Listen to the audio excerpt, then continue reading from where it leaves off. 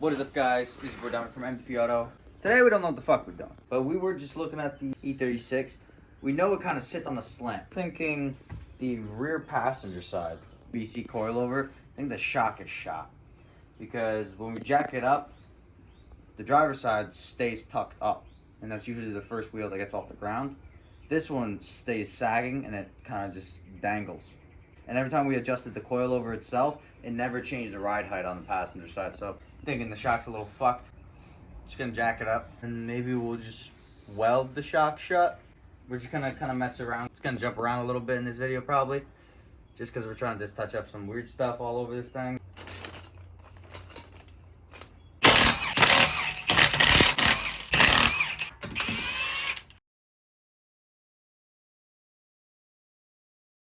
If you look right here, this BC coilover is pretty much maxed out height-wise.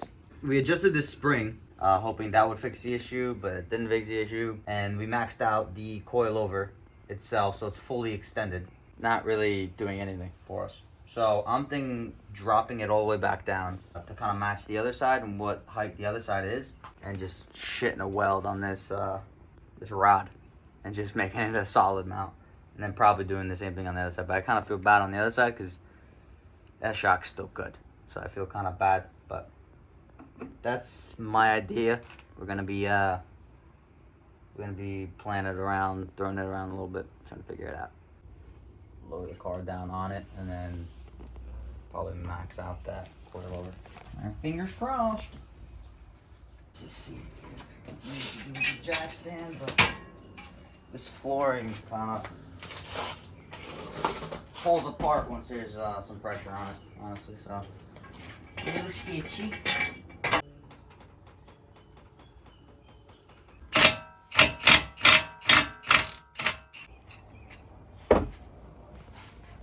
Super easy. That looks straight. It is.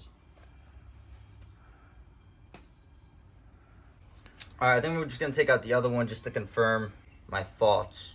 Because the other side seems like it's in good condition. Seems like it's working like it's supposed to. And this is the only one we're having trouble with. So, going to pop that side out real quick and put them side by side. Alright, so I got the other side out.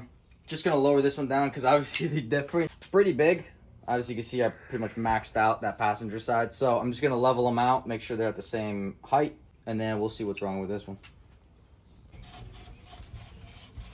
So we took a measuring tape and we wanted to see kind of what the wheel gap is here and what the wheel gap is there. So this is fully sag, a load free, full extension.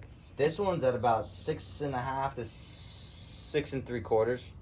That side's at like 8 1/4, which doesn't really make any sense. I might just be something, maybe something extra kind of holding it up over here. But obviously the car never extends this far anyway. So what we're gonna do is take the old passenger side one, throw it on the driver's side, and the old driver's side one, throw it in the passenger side. See if that makes a difference. Maybe compensates a little bit. Since that side's 8 inches, this side's 6 3/4. Maybe it'll throw it off a little bit. But we did max these out all the way instead. We just bottomed it out completely. And just gonna toss them in, see what happens, see if it makes a difference. Hope so. On the ground with it or what? Think we'll be scraping out of the garage with this thing or what? Alright, where's the bolt though? So whoever messed with this before us put different sized bolts on either side. So that kind of sucks, but it is what it is.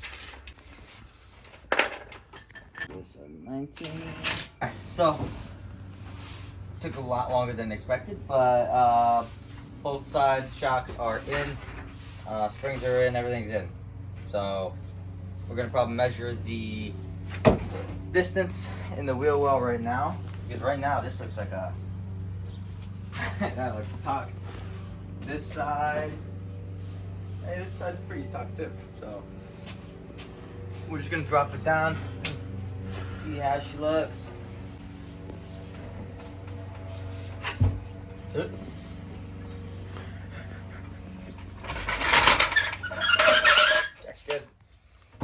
See if they got the same amount of torque. It just slammed, dude.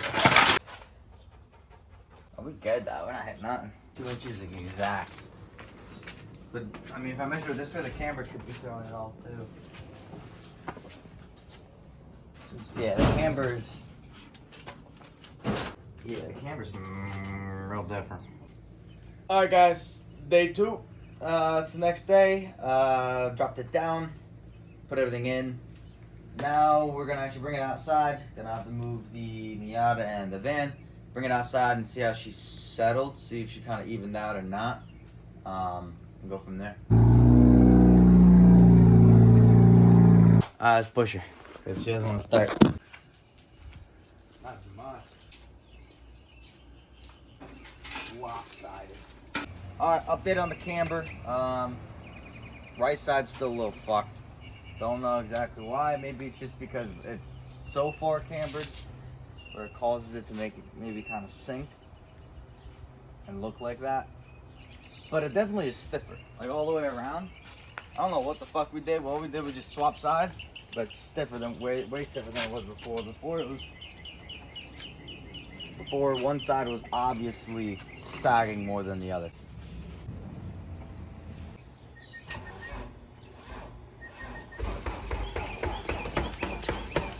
That is dead as fuck. Just gonna let it charge.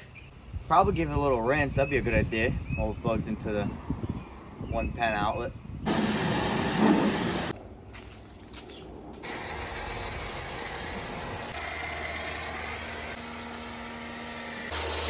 As most of you don't know, we own a mobile detailing business. If you're in the North Jersey area, hit us up. Of course I missed it, but it started up. A little carb cleaner, you know, always fixes it. All right, I'm in the back of the BMW. We got David up front, eh? You can see the floor right over here, below us. Should be good. Why fit in when you were born to stand out?